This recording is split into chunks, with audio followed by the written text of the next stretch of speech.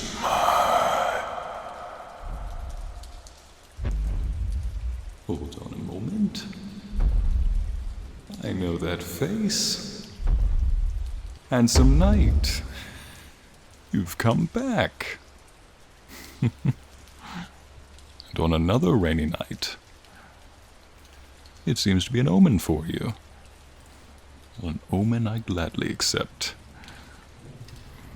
Make yourself comfortable here. Here. Pardon the dust. Haven't used that cloak much. But it should help you dry yourself. I don't have a cattle this time, but I did catch this in the local ravine. Yes, a very large fish. Well, what's it called? Shark. Okay. Oh, shark. Oh. Interesting name. I never would have guessed. Yes, I do catch these regularly. Some of them practically jump out of the water, usually with a seal in their mouth. All I need do is simply fly on by and catch.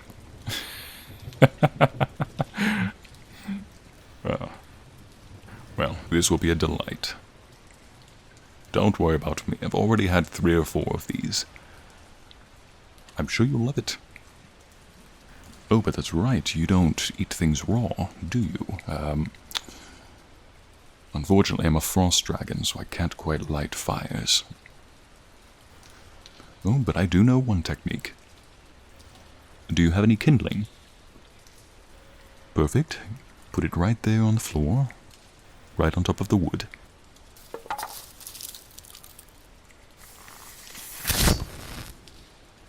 Yes. The claws still have it.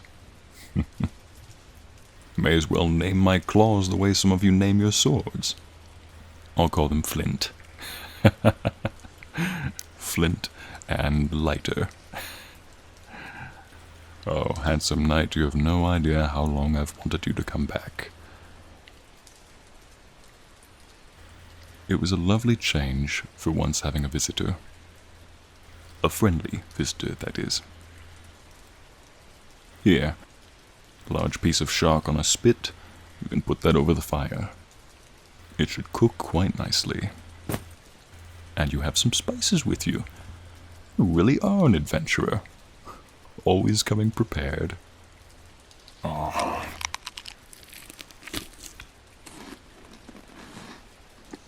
So tell me, what brings you back to my cave? You wanted to know why I'm here.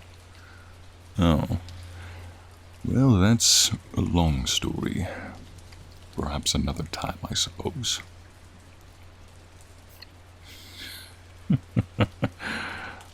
I admire your enthusiasm, Sir Knight. But perhaps you should tell me about yourself, too. Are you a bonded knight? Or are you a warrior by profession, an adventurer?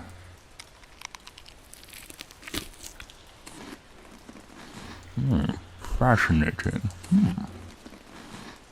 Most fascinating indeed. And have you been on many adventures? Of course you have.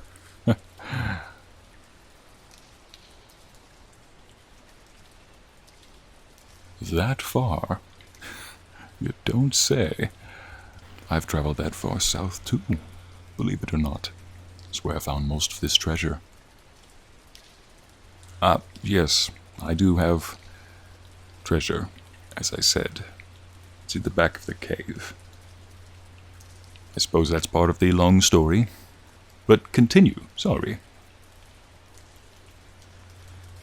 Many mighty beasts, you say? You didn't need to tell me that. Your eyes bear that truth. From the moment you stepped in my cave, not a flinch of fear, not an abnormal heartbeat. All boldness and bravery. And you are wearing the ring. I feel honored. As you can see above you, I still have your cloak as well, draped like a banner over the entrance, displayed for all to see, your noble insignia, draped in the cave of a dragon. Of course, part of me is worried that some might take that the wrong way. They might see it as a smart dragon displaying a trophy from a previous fight. I did my best to clean up all the bones and bits of armor everywhere. Why, thank you. I do try to keep it tidy here. I even added one of those, welcome mats, I believe is what you call it, at the entrance to the cave. Yes, that's what that is. I did my best to carve it into the stone. Years ago, one such human taught me to spell. See that? W-E-L-C-U-M.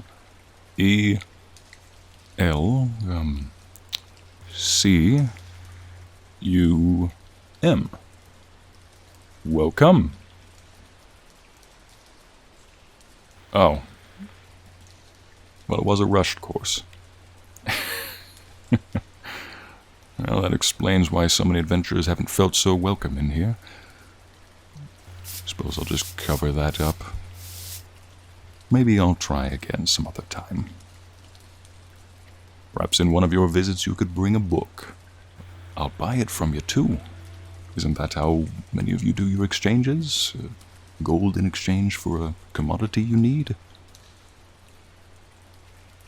Thank you. In fact, there are a handful of stories that I know of by name. If you know where I can find Hamlet and another called Beowulf, I do particularly enjoy those. One such adventurer read the latter frequently. It was a favorite.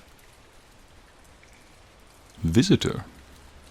No, this adventurer wasn't a visitor. And it was long before I came to this cave, too. Well, all right. Since you've told me your story, it's only fitting. In your travels across the sea, especially down south, did you ever see ruined workings of what looked like castles built out of obsidian block, with bronze spires? Good. Well, that castle had a name once. They were called Ramites, or rather, the Kingdom of Rame, after the clan Rame, from which they derived. I don't know much about their history or their foundings, but my earliest memories came not long after I hatched. I don't know if you've noticed, but dragons are not typically smart beings in this world. They may be smarter than animals, but we're still very much like animals. Well, my earliest memory came from these Ramites. That castle that you saw, a ruined city, used to be the heart of a sprawling empire that grew too quickly to notice its own follies, and just as an edifice of poor foundation, it caved in on itself. All I remember was one such final battle across the Gilded Isles. My rider and I flew high into the sky, and he was shot down. But not by arrows, nor by any weapon of man, by lightning. We flew too high, and so we had a great fall. I had armor and a strong enough heart to withstand such a bolt. My poor human did not. And for the first time in my life, I felt fear and loneliness, even though I was on a field, thousands of men, hundreds of dragons. And I had my first thought, my first original thought. Why am I doing this? This one life is all I have. The death of my sweet, wonderful rider that day brought me back down to earth in more ways than one. one moment he was alive, and in less than a second he was gone. The battle was lost, the Ramites were routed, and soon after the castle was set ablaze. So I fled. Eventually I made my way here. Wandered for many years, fought countless dragon hunters who were trying to make a name for themselves. Not one of them ever asked, "Why do I want to kill this beast?" It's true, maybe countless other dragons before saw them and immediately sprang to action. But not once did I try attacking them. I merely looked in their direction. And maybe it was the gilded eyes, maybe it was the thick white scales, maybe it was the sword-like claws or teeth I had, or the spearhead of a tail. Maybe it was the wings. But something made their blood boil. And then we'd fight. Until, once again, I was alone. Hundreds of years have passed, handsome knight. The number of dragons who I know of that could speak, I could find no more.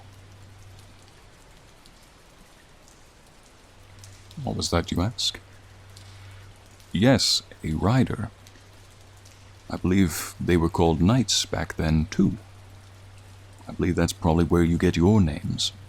Knight is a Ramite word from Narrates, which means braveheart. But in some languages I've heard over the years, apparently it means dragon blood or dragon heart. How fitting you associate my race with bravery. And yet so many of my kin aren't brave so much as we are foolish, baring our teeth and jumping at the nearest knight we can. All because they stepped in our territory. But yes, those knights, those dragon riders, shared a mutually beneficial relationship with us. How so? He got my strength, I got his wisdom. To become a braveheart, so to say, you had to ingest some of the dragon's blood into your system. They'd stick several small needles of sort into your body, until that poor human was almost ready to faint. But it was my blood. But in doing so, in ingesting my blood into his system, he was able to then enter my mind, writing my thoughts, writing my feelings. That is what we mean by a dragon rider. It was more than just a relationship that an animal has with a bondsman. It was a bond. What could we possibly gain from you, you ask? What could any animal in the world, in all of its creatures, what is the one thing we could want from a human? Yes, your mind. The blood of the dragon made my rider strong, immensely strong. He had the strength of at least 10 men, skin tougher than any boar. Truly, more than just human at that point. And by entering my mind, over time, my human became more of a dragon, and I became more of a human. And I loved that adventurer dearly. He had my blood, after all. He bore my feelings. I bore his. And in the literal flash of an eye, that life was extinguished. Human. Sir Knight, be honest with me. How do you hold your race? How do you view mankind? Do you view them as more of a chaotic good? An outright evil? Do you hold a neutral perspective on them? I see. Well, let me tell you this then. It's true that, compared to our lifespans, yours are like candlelights, ignited and extinguished seemingly every time someone enters a room, versus ours, like a burning fire or the sun itself, rising and staying high in the sky every day until nightfall. But did you know that if you could look through our eyes, through the eyes a larger dragon. Many of you seem more like stars, shining and dimming as the day goes on, but always there. It gives us great joy to see these stars on Earth, flickering not like candlelight in a dark, but as a bright star in the night sky. I can't find any more of my kin who are as intelligent as I. And now even other wild dragons, even the ancient of our kind, are leaving the rest of us lonely. Handsome knight, you've done a great more than you realize by just listening. Thank you. I hope that when I am gone from this world, however long that may be, however far away that may be, I hope you will miss me, as I miss my rider, and as I miss all of those kin, and as I would miss you had you never returned.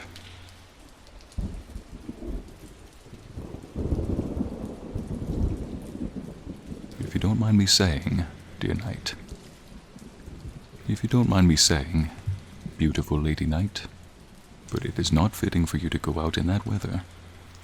My cave is spacious, and there are some comforts I can make into a bed. You may stay the night if you wish. Thank you. It would be a delight if you stayed. There's a stack of blankets right here, found on an old carriage that was tipped over the other week. Found no owners, so it's yours. I'll leave the fire going. Keep this part of the cave as warm and illuminated as you need. And remember, handsome knight, if you need me, call upon my name, Seraffel. I will remain vigilant. There's nothing in this cave or out that could harm you. Rest well, handsome knight. Sleep in peace, and sweet dreams to you.